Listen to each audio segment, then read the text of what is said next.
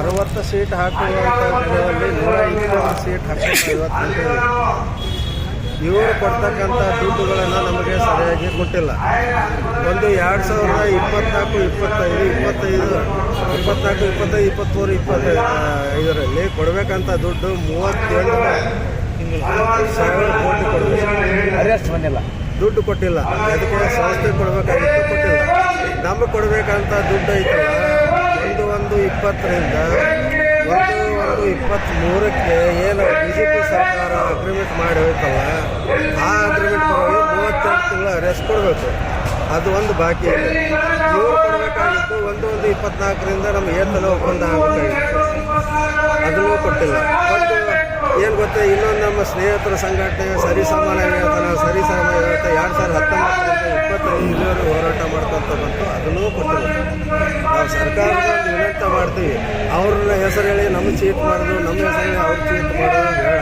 ನಮ್ಮ ಸಂಸ್ಥೆ ನಿಯಮಾವಳಿ ಏನಿದೆ, 4 ವರ್ಷಕ್ಕೆ ಒಂದ್ಸಲ ಅಗ್ರಿಮೆಂಟ್ ಆಗಬೇಕು, ಒಪ್ಪಂದಗಳಾಗಬೇಕು, ಒಡಂಬಡಿಕೆ ಆಗಬೇಕು, ಏನು ಕೊಡಬೇಕನ್ನು ಕೊಡಬೇಕಾದ್ರಿಂದ ಅವರಿಗೂ ಕೂಡ ಗೊತ್ತಿದೆ. ಯಾಕೆ ಗೊತ್ತಾ, ಅವರು ಮೊದಲೇ JDSನಲ್ಲಿ ಇದ್ದರು, ಕಾಂಗ್ರೆಸ್ನಲ್ಲಿ ಬಂದರು, 2 ಸಲ ಚೀಫ್ ಮಿನಿಸ್ಟರ್ ಆಗಿಲ್ಲ. ನಾವೇನು ಕೇಳ್ತೀವಿ, ನೀವು ಹೆಂಗೆ ಸದುಪಯೋಗ ಪಡ್ಕೊಳ್ತೀರಿ? ಸಾರಿಗೆ ನೌಕರರು ನಾವು ಬೇರೆ ಏನು ಕೇಳ್ತಾ ಇಲ್ಲ, ನಾವು ಯಾವುದು ಬಿಟ್ಟು ಸರ್ಕಾರಿ ನೌಕರು ಮಾಡಿ ಅಂತ ಕೇಳ್ತಾ ಇಲ್ಲ. ಈ ನಮ್ಮ ಜಂಟಿ ಸಮಿತಿ 6 ಸಂಘಟನೆಗಳ ಜಂಟಿ ಸಮಿತಿ ಬೇಡಿಕೆ ಏನು ಗೊತ್ತಾ, ನಾವು ಯಾರ್ದು ಇನ್ನೊಬ್ಬರು ಕೇಳ್ತಾ ಇಲ್ಲ. ನಾವು ಗುಡ್ಸಲ್ಲೇ ಇರ್ತೇವೆ, ಅವ್ರು ಬಿಲ್ಡಿಂಗ್ನಲ್ಲಿ ಇರಲಿ, ನಾವು ಕಾರ್ನಲ್ಲಿ ಓಡಲಿ, ನಾವು ಸೈಕಲ್ ನೋಡ್ಕೊಂಡೇ ಇರ್ತೀವಿ, ನಮ್ಗೆ ಅದು ಬೇಕಾಗಿಲ್ಲ. ನಮ್ಮದು ಏನು 4 ವರ್ಷಕ್ಕೆ ಒಂದ್ಸಲ ಏನು ಕೊಡಬೇಕಾಗಿಲ್ಲ, ಅದನ್ನು ಕೊಟ್ಟರು ಸಾಕು.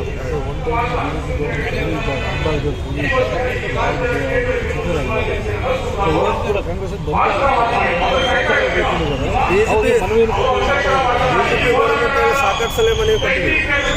ಅವರು ನಮ್ಮ ಹಣೆ ಬರ ಕಟ್ಟಬೇಕು, ಅವ್ರ ಹಣೆ ಬರ ಕಟ್ಟಬೇಕು ಗೊತ್ತಿಲ್ಲ. 2024 ಮತ್ತು 343 ನಿಮ್ಮ ಊರಲ್ಲಿ ಬಸ್ ಹಾಲ್ಟ್ ಆಗುತ್ತಲ್ಲ, ಹಾಲ್ಟ್ ಆಗೋ ಜಾಗದಲ್ಲಿ ಡ್ರೈವರ್ ಕಂಡಕ್ಟರ್ ಮಲ್ಕೋತಾರಲ್ಲ, ನೋಡಿದ್ದೀರಾ? ಆ ಡ್ರೈವರ್ ಕಂಡಕ್ಟರ್ ಮಲ್ಕೊಳ್ತಕ್ಕಂಥ ಪರಿಸ್ಥಿತಿನ ನೋಡಿಲ್ಲ ಅಂತ ಕಾಣಿಸುತ್ತೆ. ಬಸ್ನಲ್ಲಿ ಇರ್ತಕ್ಕಂಥ ಜನರು ಮಲ್ಕೊಳ್ಳೋ ಜಾಗದಲ್ಲಿ ಮಲ್ಕೊಂಡಿದ್ವಿ. ಟಾಯ್ಲೆಟ್ ಕೂಡ ಇಲ್ಲ. ಒಂದು ಬಾಟ್ಲ್ ನೀರು ಹಿಡ್ಕೊಂಡೋಗಿ ನಾವು ಆ ಟಾಯ್ಲೆಟ್ಗೆ ಹೋಗ್ತಾ ಇದ್ದೀವಿ. 343 ಮಂದಿ ಮುಂದೆ ಇರ್ಬೋದು, ಸಿದ್ದರಾಮಯ್ಯ ಇರ್ಬೋದು. ಸಾಹೇಬ್ರೆ, ದಯವಿಟ್ಟು ನಾನು ನಿಮ್ಮ ಹತ್ರ ಕೈ ಮುಗಿದು ಕೇಳ್ಕೊಳ್ತಾ ಇದ್ದೀನಿ.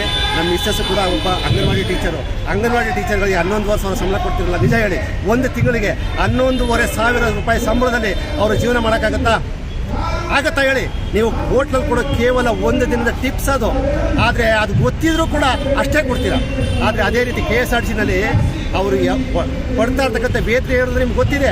ನೀವು ಯಾವತ್ತೂ ಟ್ರಾವೆಲ್ ಮಾಡಿಲ್ಲ ಬಸ್ನಲ್ಲಿ, ಯಾಕೆಂದರೆ ನೀವು 40ರಿಂದ 45 ವರ್ಷ ಆಯಿತು AC ಬಸ್ಸು AC ಕಾರ್ನಲ್ಲಿ ಓಡಾಡ್ತಕ್ಕಂಥ ಶುರು ಮಾಡಿ. ಅದರಿಂದ ನಿಮಗೆ ಬಸ್ನಲ್ಲಿ ಓಡಾಡಿ ಪ್ರಯೋಜನ ಇಲ್ಲ ಸರ್. ಬೈಕಲ್ಲಿ ಇಬ್ಬರು ಹೋದರೆ ಕಾನೂನು ಪ್ರಕಾರ ಕರೆಕ್ಟು, ಅಂದರೆ 3 ಜನ ಹೋದರೆ ಅಫೆನ್ಸು. ಆದರೆ 40 ಜನ ಹೋಗೋ ಬಸ್ನಲ್ಲಿ 200ರಿಂದ 220 ಜನ ಕರ್ಕೊಂಡು ಹೋಗ್ತಾ ಇದ್ದೀವಿ ನಾವು. ನೋಡಿದರೆ ಯಾವತ್ತಾದರೂ? ಇದು ಕಾನೂನು ಪ್ರಕಾರ ಯಾವತ್ತೂ ಅಫೆನ್ಸ್ ಅಲ್ಲ.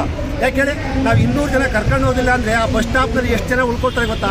ಒಂದು ಹಳ್ಳಿಗೆ ಆಗ್ತಕ್ಕಂಥದ್ದು ಒಂದು ಬಸ್ಸು, ಆ ಹಳ್ಳಿನಲ್ಲಿ 3,000 ಜನಸಂಖ್ಯೆ ಇರ್ತದೆ. ಆದರೆ ಆ 3,000 ಜನಸಂಖ್ಯೆ ಇರ್ತಕ್ಕಂಥಕ್ಕೆ ಬೆಳಿಗ್ಗೆ 2 ಬಸ್ಸು, ಸಂಜೆ 2 ಬಸ್ ಇರ್ತದೆ.